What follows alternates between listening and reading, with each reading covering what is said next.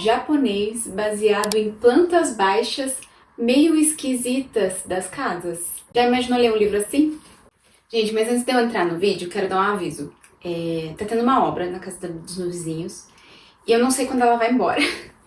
Então eu tive que escolher gravar mesmo assim, senão talvez eu fique 1 mês, 2 meses sem gravar. E eu não tenho microfone. Então eu ia gravar primeiro o vídeo do Dom Casmurro, mas esse vídeo é mais simples, de casas estranhas, então eu vou ver se eu consigo dar uma amenizada ali na edição, porque o vídeo de Dom Casmurro é bem mais longo e tal, então se der ruim, vai ser mais difícil de eu regravar. Provavelmente vai ter algum barulho no fundo, então eu peço desculpas, espero que vocês fiquem no vídeo mesmo assim.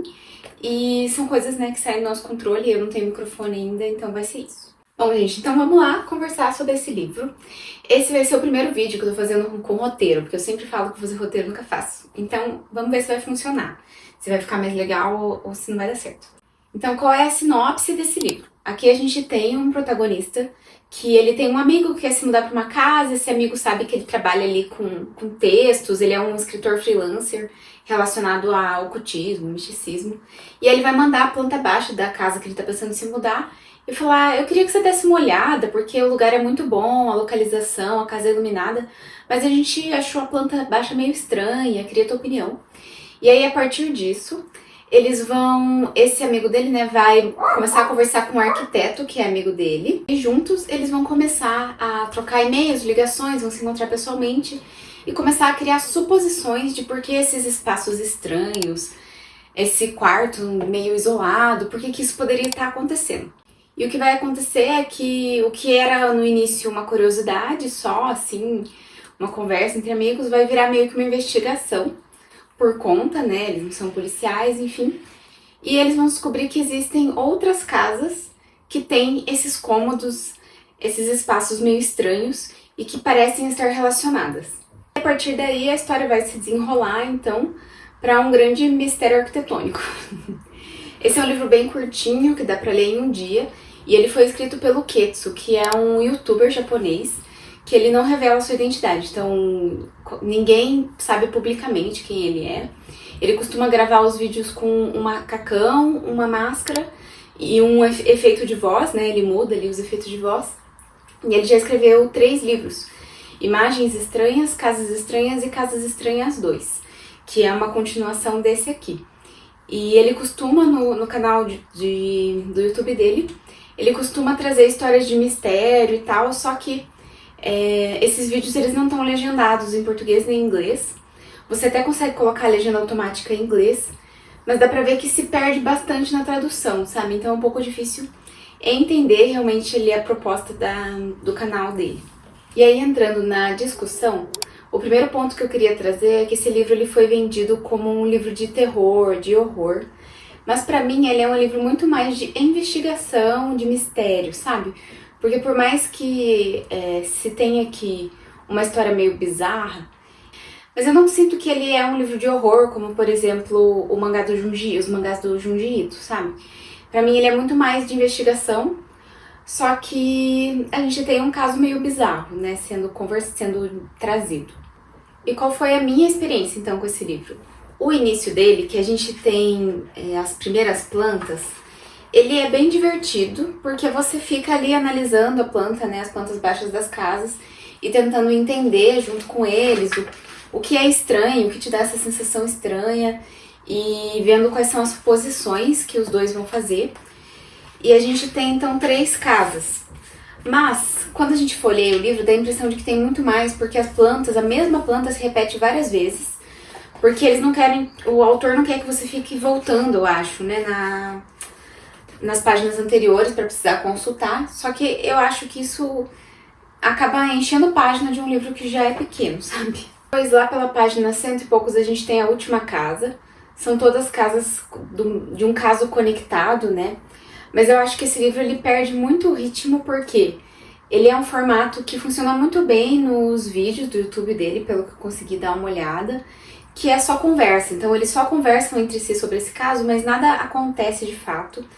E são muitas suposições, então a gente tem poucas evidências concretas das coisas e são suposições muito loucas para você tirar a partir de uma planta, sabe? Porque Se você for pensar, logicamente, fazer uma lista de todos os motivos que poderiam existir esses cômodos, eles acertarem assim na mosca logo de cara é muito esdrúxulo, na minha opinião. E no final, a resolução ela é inteira contada por uma única personagem, sabe? Eles fizeram ali uma pequena reviravolta no final que eu achei meio desnecessária. Mas de forma geral a resolução, a resposta final de tudo que estava acontecendo, ela vem de uma única personagem contando tudo.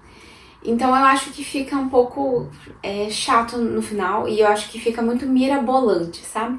Outra coisa que me incomodou um pouco é que você é tratado como um leitor burro, sabe? Então eles explicam as coisas muito tintim por tintim, às vezes quando eles tiram alguma exposição, e não seria necessário. Eu acho que existia um espaço aqui pra você deixar o leitor chegar às suas próprias conclusões a mais, assim, sabe?